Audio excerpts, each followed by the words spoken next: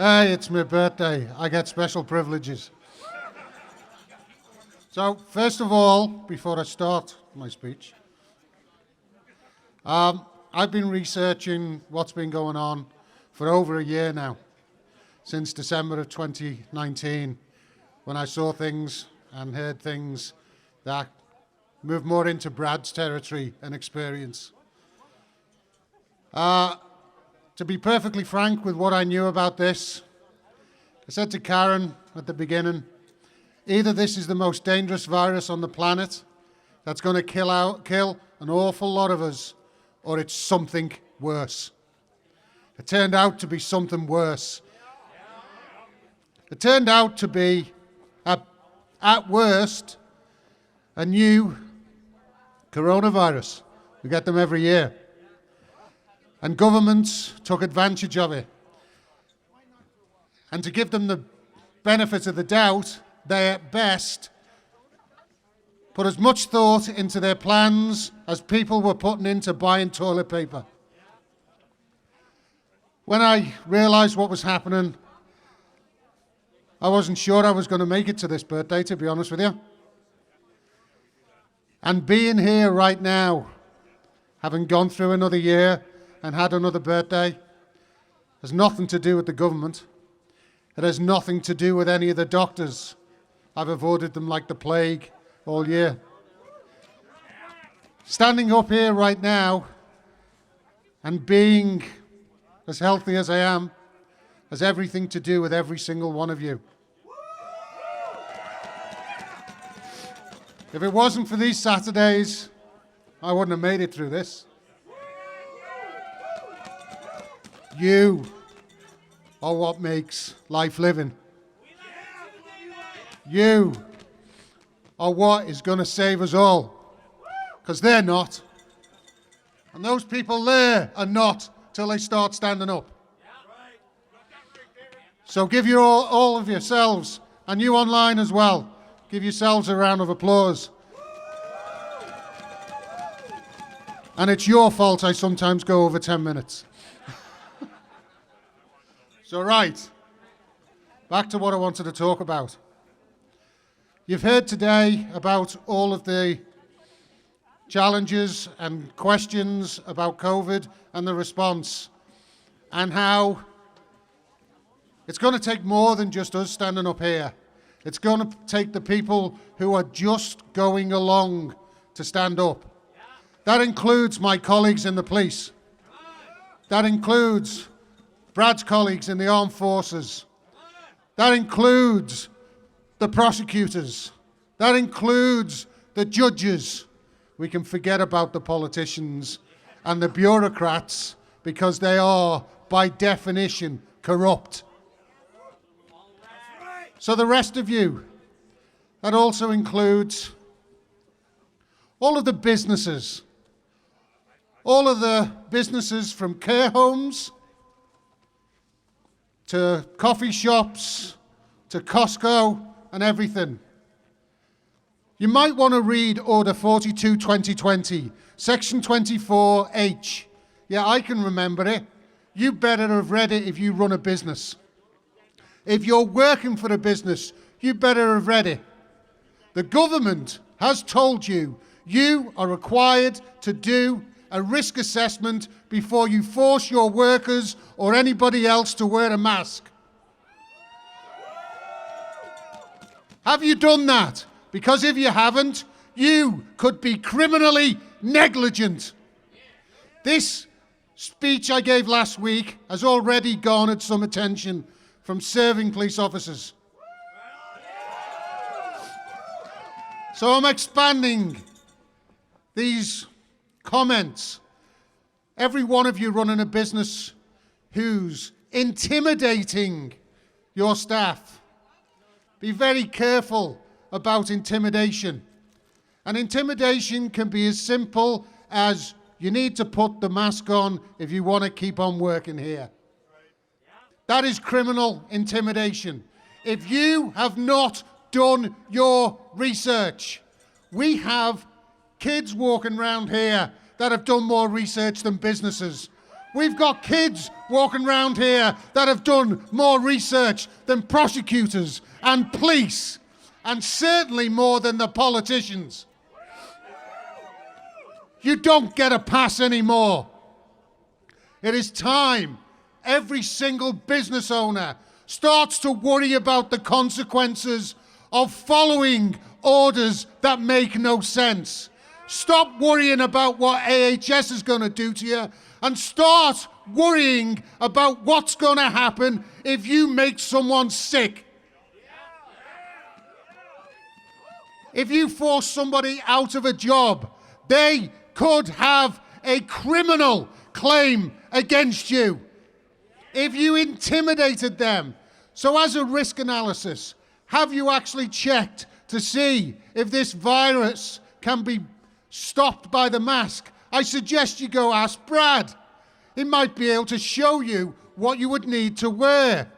Just because there's a piece of paper with Dina Hinshaw's name on the bottom of it does not make it a fact.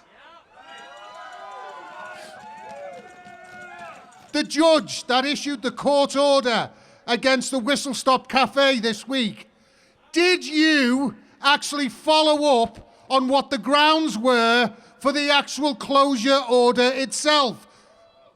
Just because somebody from AHS gives you a piece of paper, did you check that there was any validity or any evidence behind that?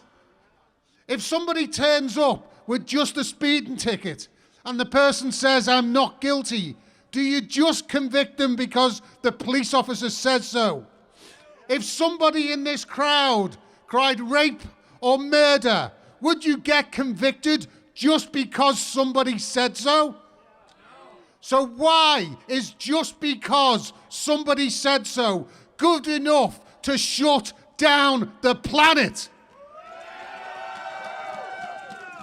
Dina Hinshaw at the top of every single one of your orders that you use to terrorize the people. It says you have started an investigation and you have the evidence. Well, every single judge in this province should be asking, nay, demanding to see that evidence.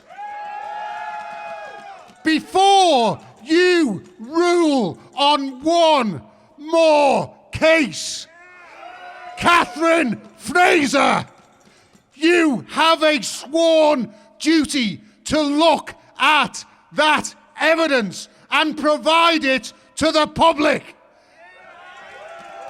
Dina Hinshaw continues to refuse.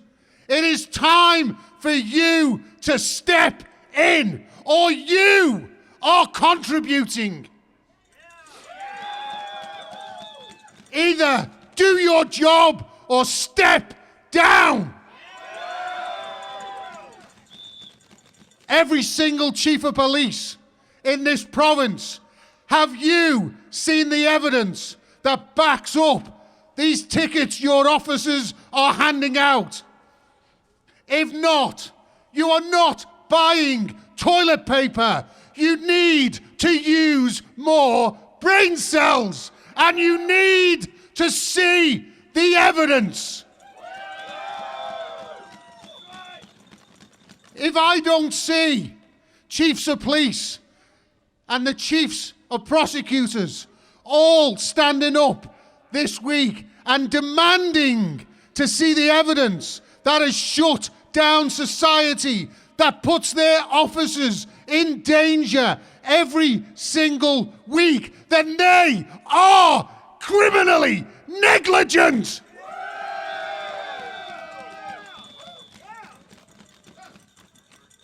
It is time that we stopped participating in these clinical trials, this medical experiment that has been forced upon us by politicians, bureaucrats, and the most corrupt in society. When you are told to fit a medical device, and by definition, if a mask or face covering is designed to prevent the transmission of a virus. It is a medical device by design. If you are forced to wear one, you are participating in a medical experiment. Did you consent? No! Will you consent? No! Then now we are talking about war crimes. The vaccine, the pretend vaccine that doesn't do anything but make people sick. They don't hide that fact. They tell you about it. But they don't tell you that you don't have to take it. They say everybody has to take it if we're going to get out. And then they say, well, you're not going to get out. The PCR test, they admit, doesn't work. The new test they're bringing in, the lateral flow test, is even worse. But they use it to lock us down. This is an experiment. We are all participating. It is time to stop participating. And anybody who assists in the participation of a war crime, anybody who intimidates someone criminally, it is time for you to be held to task.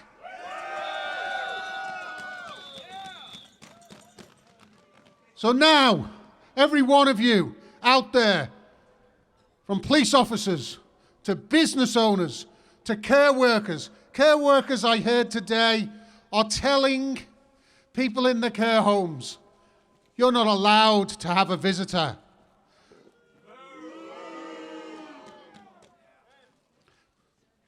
Where's your care now, Kenny?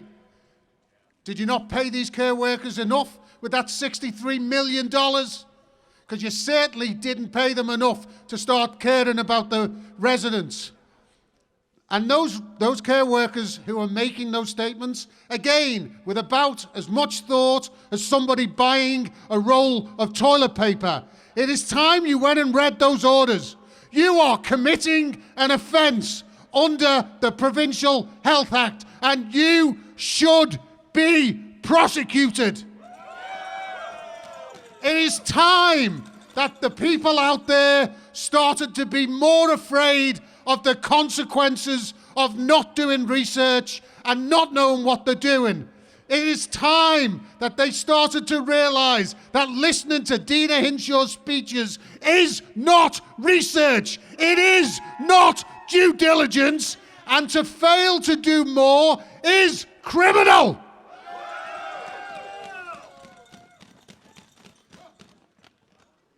I'm not supposed to get upset. Actually, my birthday was yesterday. Well, although I was born in England, so technically it was today.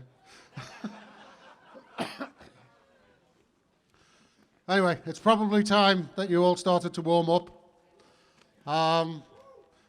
Go out for a walk. And thanks everybody again. And thanks everybody for keeping me around. Oh, and my wife had something to do with that as well. Thanks everyone. Have a good day.